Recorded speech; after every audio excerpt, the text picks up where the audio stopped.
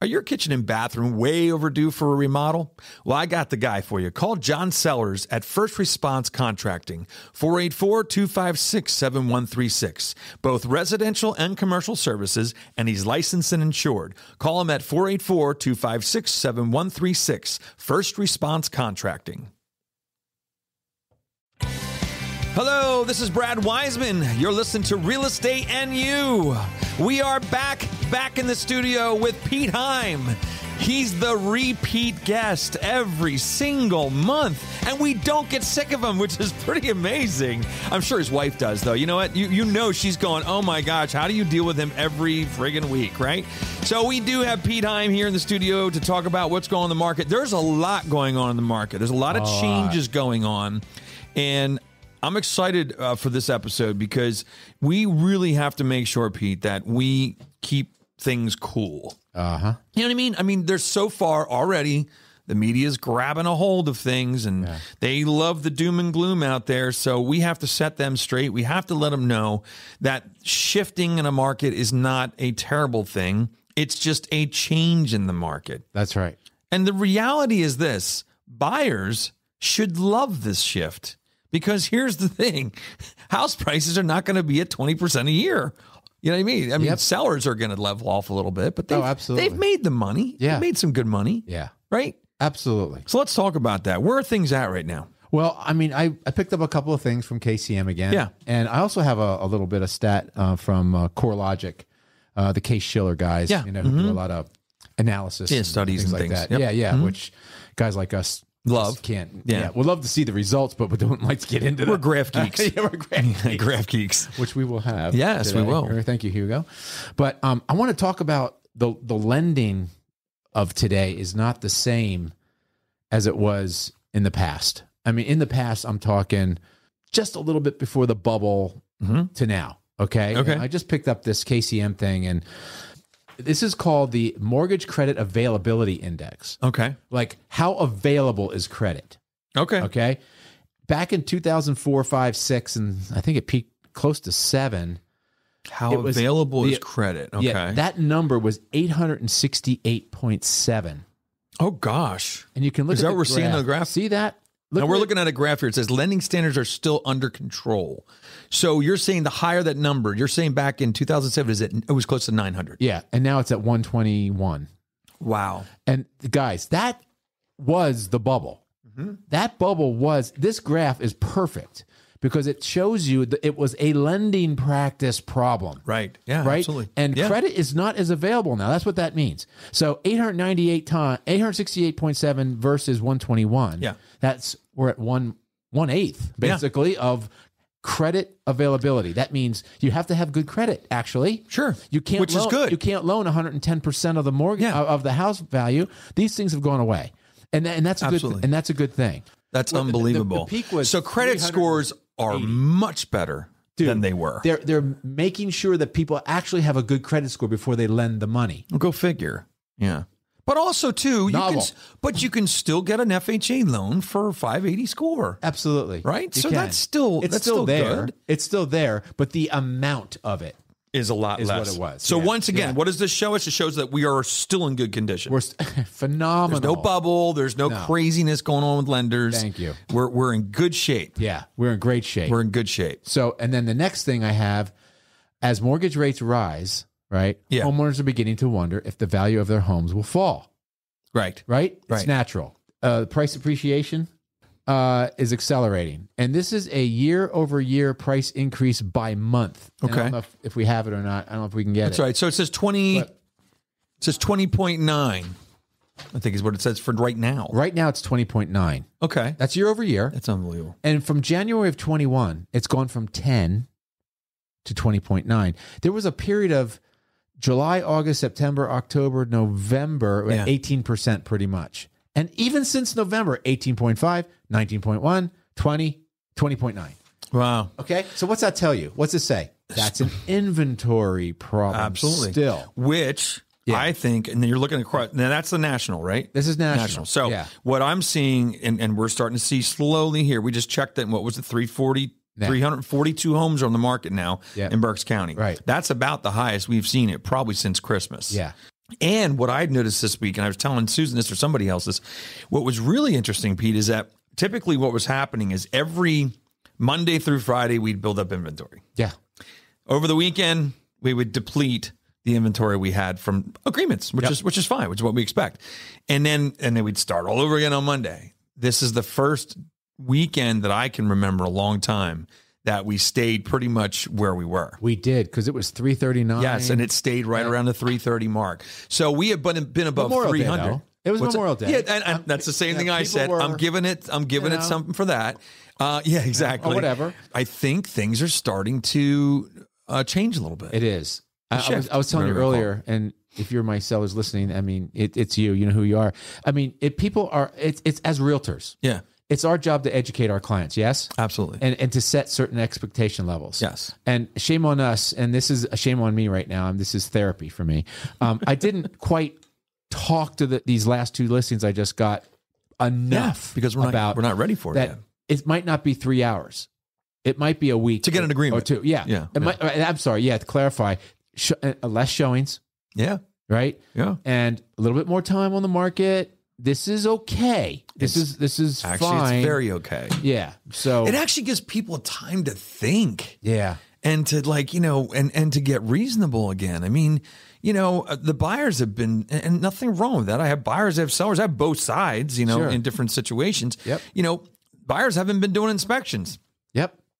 So That's coming back. That's going to come back. Yeah. And reality is that's normal. Sure. That's normal. Yeah. So you're going to see a lot of these things are going to revert back. And like you said, we as agents need to start building the expectation. And we're telling you as sellers out there now, don't get upset or worried if it doesn't sell in the first weekend. Yeah, it's okay. It's okay. But here's what we got to also do too. We still, even through this craziness, and Brad, I know you're good at this too. We still have to price them properly. Oh, absolutely, because all the other issues that go along with it, right? With appraisals and market like value is market value, whether it's a good market, bad market, low market, whatever. Yeah. Market value is market value. Yeah, and I threw myself guilt. I'm going to throw myself into the same guilty mix as you throw something on the market right now, it's going to go. Oh yeah, and that's the way it's been kind of 2-3 years. And certain areas, it's going to go really quick. Yeah.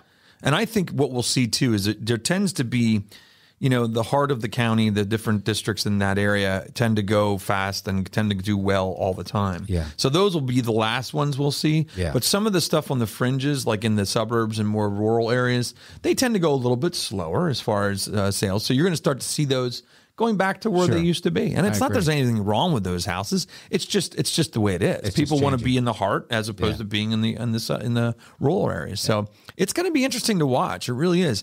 And it is interesting right now because we kind of knew this was coming. Yeah, we did. For a long time. I think if it wasn't for COVID, we would have experienced this a year and a half ago, 2 years ago. Probably. Yeah, you're right. I think COVID kind of put the brakes on. Yeah.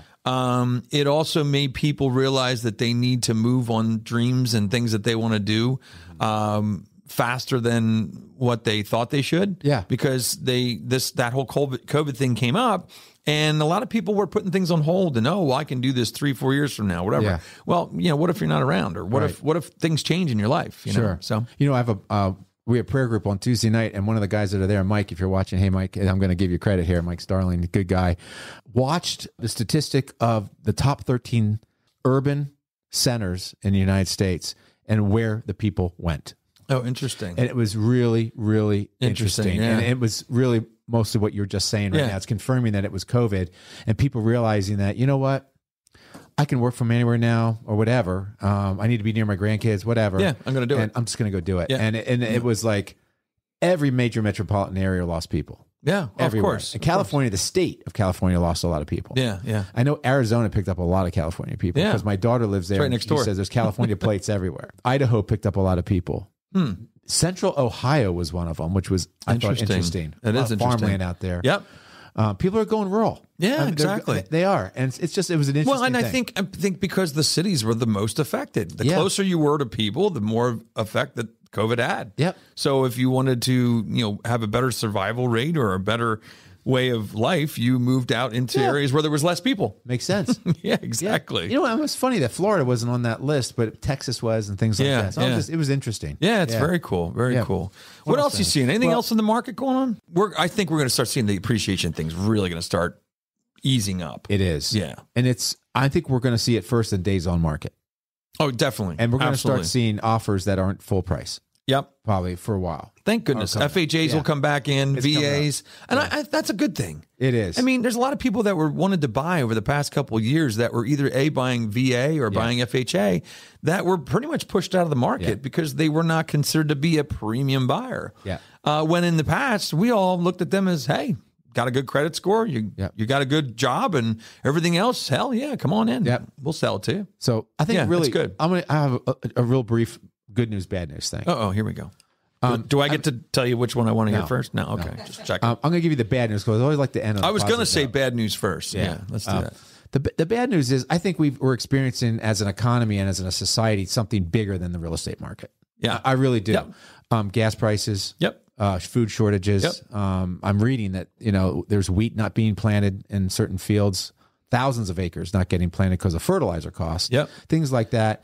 And I think it's a bit, some people are running fearful. Yeah. And are worried about inflation, that a lot of their money is going in the gas tank and just to provide for their family. Yeah. And if they were looking for a house, and now that the interest rates are pushing 6%, they're thinking, right, maybe I'm just going to drop off now. Yeah. Okay. And I think we're shaking out those fence riders and the people who were so tight that just can't get what they want at the price they were originally looking at right now. So I think we're experiencing that. I think that's really If you call that bad news, I don't know if you call it. Oh, it's bad news. It's really a settling down, but no, it's more the bigger problem issues. I think you gotta have a pause. There's a little pause. Yeah. And it's not a bad thing. I mean, we should all be able to survive a pause. Yep. And I think it's a pause because people do need to sit back and just kind of reevaluate. Okay, now, the rates are higher, so I'm paying more interest, I'm not going to be able to afford as much house. Right. I mean, some of this affordability stuff, when you look from 3% to 5%, we talked about this before. I mean, that could be $100,000 and some affordability wise. It can, and that's a big deal. Yeah, especially $600-700 a month, whatever price range you're in. It's big. But it'll be interesting. But the good news, and Brad, you and I have been through, I don't know how many market changes. Several. Well, we were about the same amount of time. Yeah, you're in longer than me. I don't know how much different it was. I was in 92. You started in the 80s, I think, 84. late 80s or mid 80s. Yeah, it's close to the same. So, about 4. You might have seen, you saw probably the end of a recession in 84. It was the high interest rates. It was pushing 20%. You saw that. You saw that start to go, ooh, this is good. Yeah. So everyone's complaining about 6%. I started when it was like 15. Nice. So, if you could do it then, you can do it anytime. Exactly. So that's a shift. Yeah. But then we talked about, I think it was a podcast or two ago, about usually crises are what bring the rates down. Yeah. Right? Yeah. And we were thinking Ukraine might have done that. It did. Yep, it did. But anyway, here's my point. My point is, whenever there's a change like that, it's a unbelievable opportunity for a move up buyer. Yeah. This is, if you own a house right now and need to sell it and you need to move up, it is the best time to do it. Because of the way the price ranges are going. Yep. The higher price range stuff is softening quicker than the lower price stuff. It will, absolutely. And if you're selling at low price, you're gonna capitalize big time. And if you're buying on higher price, you're gonna capitalize because it's softening down. Yeah, the first price ranges that soften are the ones at the top. Yeah. Exactly. So if you're thinking about moving up, this is the ideal time. We might not see a time this good. Yeah, I agree. On the move up, move up buyer. I agree with you there. Yeah. Yes, absolutely. That's very possible. Yeah. It'll be interesting to see. I'm excited for this market. I really am. I'm excited to see where it's going to go. I'm excited to see what people do, what the rates do. What's the end of this year going to look like? When we look back at after 2022, it'll be exciting to look back and go, okay, either we were way the hell off. And that's where the Pete and Brad show ends. And they'll be like, those guys knew nothing at all about 2022. Houses are still going at 30% increase, rates are at 2.5%, and everything's fine, so that'll be us, right? We'll be looking back. So that's all right. It's just all part of fake news. That's right. It's fun. It's fine. Thanks so much, Pete, for coming to the studio again, buddy. I appreciate the update. Thanks for keeping us up to date. What's going on? We appreciate it. He'll be back again next month. Thanks so much for listening. See you soon.